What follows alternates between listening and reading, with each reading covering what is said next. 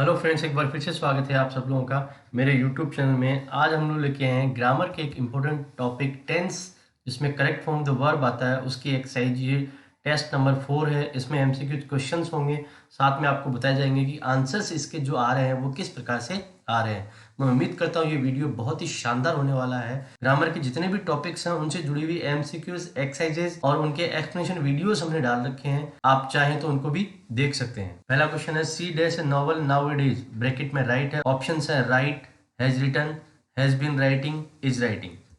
हर एक क्वेश्चन के लिए आपको 10 सेकंड मिलेंगे, उसमें आपको अपना आंसर देना है। आपको ज्यादा टाइम चाहिए तो और भी पोज कर सकते हैं आप इसे।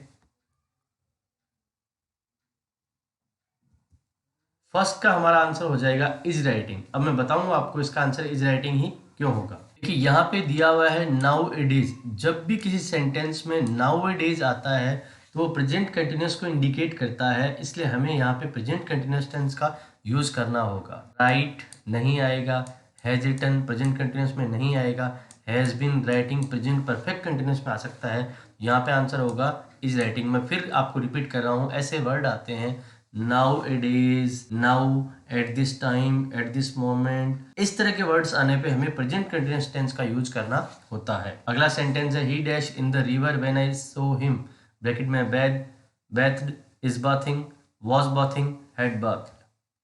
आपका समय शुरू हो चुका है।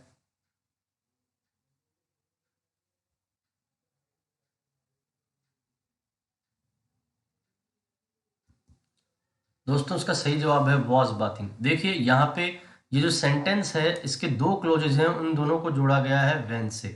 एक ये जो क्लोज है इसमें सिंपल पास्ट का यूज किया गया है, तो सेकंड वाला जो क्लोज है उसमें सिंपल पास्ट या पास्ट कंटिन्यूस आ सकता है। देखिए बाथिंग का जो काम है इसमें टाइम लगता है, इसलिए यहाँ पे सिंपल पास्ट नहीं आएगा, यहाँ पे आएगा पास्ट कंटिन्यूस। फिर से बता रहा हूँ, व्हेन से पास्ट के दो क्लोजेस जुड़े हुए हैं, एक तरफ सिंपल पास्ट तो दूसरी तरफ सिंपल पास्ट या पास्ट कंटिन्यूस आ सकता है। जब किसी काम में लंबा समय लगता है तो वहां पे पास्ट कंटिन्यूस आएगा। तो यहाँ पे बाथ का कोई मतलब नहीं है, इस बाथिंग का कोई मतलब नहीं है, हेड बाथ का कोई औचित्य नहीं है। तो यहाँ पे हमारा आंसर हो जाएगा वॉज बाथिंग। अगला sentence, owls dash in the night fly, flew, has flown, shall fly, fly.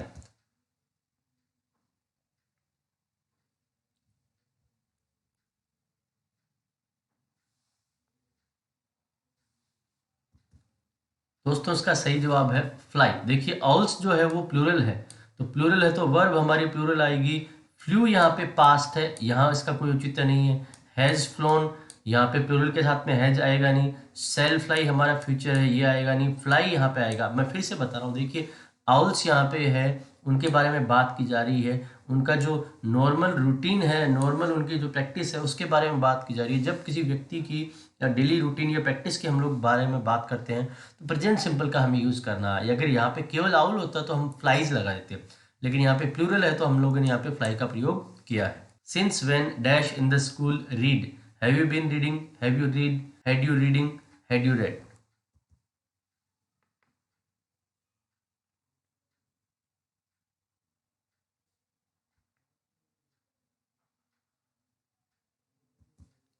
दोस्तों इसका जवाब हो जाएगा हैव यू बीन रीडिंग। देखिए जब भी सिंस फोर के साथ में टाइम आता है तो हमारा टेंस होता है प्रेजेंट परफेक्ट कंटिन्यूअस।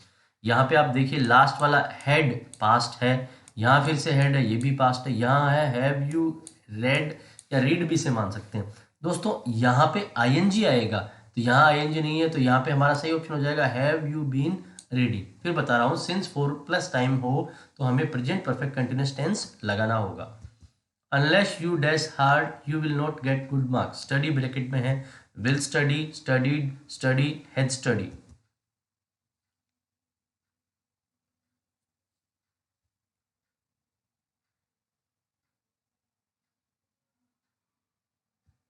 इसका सही जवाब होगा स्टडी। ये कंडीशनल सेंटेंस है जिसमें एक तरफ हमें सिंपल फ्यूचर दिया हुआ है तो दूसरी तरफ हमें प्रेजेंट सिंपल लगाना होगा। ये कंडीशन नंबर 1 है।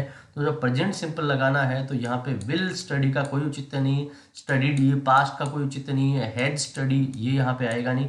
हैज है के साथ थर्ड फॉर्म आती है तो यहाँ पे आ जाएगा स्टडी। ये कंडीशनल है जिसमें एक तरफ सिंपल फ्यूचर है तो दूसरी तरफ प्रेजेंट सिंपल आएगा। अगला सेंटेंस है I dash regular exercise for 6 months, take, took, have been taking, was taking, take।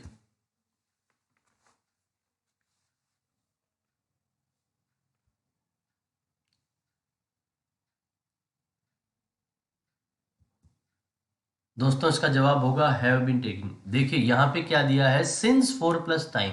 मैंने पहले भी आपको बताया था सिंस 4 प्लस टाइम जब भी आता है, यहाँ पे 4 दिया हुआ है और उसके साथ में टाइम दिया हुआ है। सिंस 4 प्लस टाइम जब भी आएगा तो हमें यूज करना है प्रेजेंट परफेक्ट कंटिन्यूस। टुक जो है वो पास्ट में आता है, वॉज टेकिंग हमारा पास्ट कंटिन्यूस में आता है, टेक हमारा प्रेजेंट में आता है। तो यहाँ पे ये आ रहा है हैव बीन टेकिंग, यही केवल इंडिकेट कर रहा है हमारा present perfect continuous tense. Since for all के साथ में टाइम आने पे हमें प्रेजेंट परफेक्ट कंटिन्यूस टेंस का यूज करना होता है। अगला सेंटेंस है the students dash much attention to their studies. Pay, are paying, pays, is paying, has paid.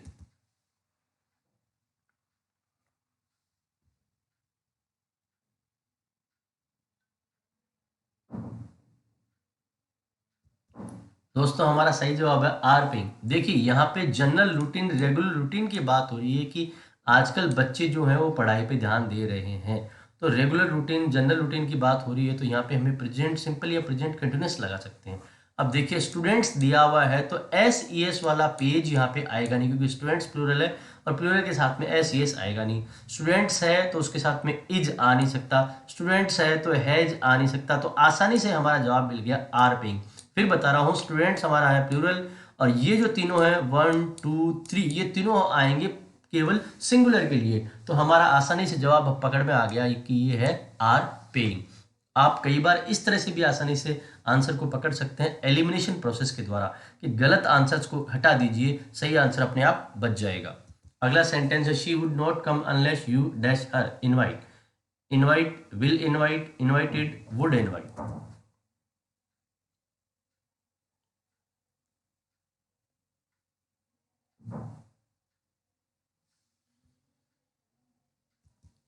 दोस्तों इसका सही जवाब होगा इनवाइटेड। देखिए ये भी हमारा कंडीशनल नंबर 2 है। इसमें एक तरफ वुड प्लस फर्स्ट फॉर्म दिया हुआ है तो सामने की तरफ हमें वर्ब की सेकंड फॉर्म लगानी होगी। इनवाइट हमारी फर्स्ट फॉर्म है, विल इनवाइट फ्यूचर यहाँ आएगा नहीं, वुड इनवाइट यहाँ आएगा नहीं, क्योंकि वुड और फर्स्ट फॉर्म तो पहले से दी हुई है। तो यहाँ पे इनवाइटेड जो कि सेकंड फॉर्म है वो आ जाएगा। ये कंडीशन नंबर है हमारा 2, जिसमें एक तरफ हमारा आ गया पास्ट सिंपल और दूसरी तरफ would should could plus first form आ जाती है। अगला सेंटेंस है he was a very strong man and dash no fear. Has, have, has had, will have.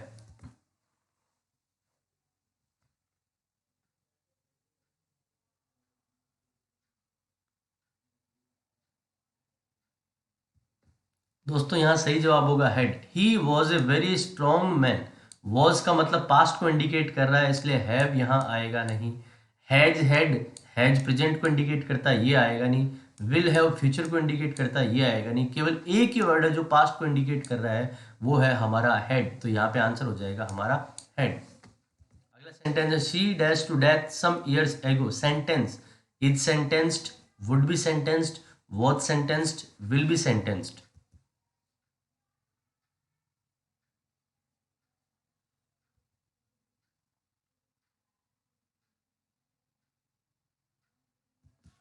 दोस्तों इसका सही जवाब होगा वॉज सेंटेंस्ड। देखिए सम ईयर्स एगो, एगो जो है वो पास्ट को इंडिकेट करता है, इसका मतलब यहाँ पे हमारा पास्ट टेंस आएगा। इज सेंटेंस्ड पास्ट नहीं है और विल बी सेंटेंस्ड ये फ्यूचर है। तो दो आंसर बच रहे हैं, वुड बी सेंटेंस्ड या वॉज सेंटेंस्ड। देखिए वुड बी सेंटेंस्ड यहाँ पे आएगा नहीं, क्योंकि वुड यहाँ आने का कोई औचित्य नहीं है। यहाँ पे हमें इसको बनाना है पैसिव और पैसिव बनाने के लिए वॉज सेंटेंस का प्रयोग करना होगा, क्योंकि वह सेंटेंस का मतलब सजा सुनाना, वह अपने आप को सजा सुना नहीं सकता डेथ की। तो डेथ की सजा उसे किसी और ने सुनाई है, इसलिए यहाँ पे इसे पैसिव करना पड़ा और पैसिव करने के लिए इसमें आ गया वॉज सेंटेंस। तो ये हमारा जवाब हो गया। दोस्तों मैं उम्मीद करता हूँ ये वीडियो आपको पसंद आया होगा। ग्रामर के किसी भी टॉपिक से जुड़े हुए वीडियोस को देखने के लिए, एमसीक्यूज एक्सरसाइज को देखने के लिए, एक्सप्लेनेशन वीडियोस को देखने के लिए प्लीज़ हमारे चैनल को सब्सक्राइब करें। Thank you so much.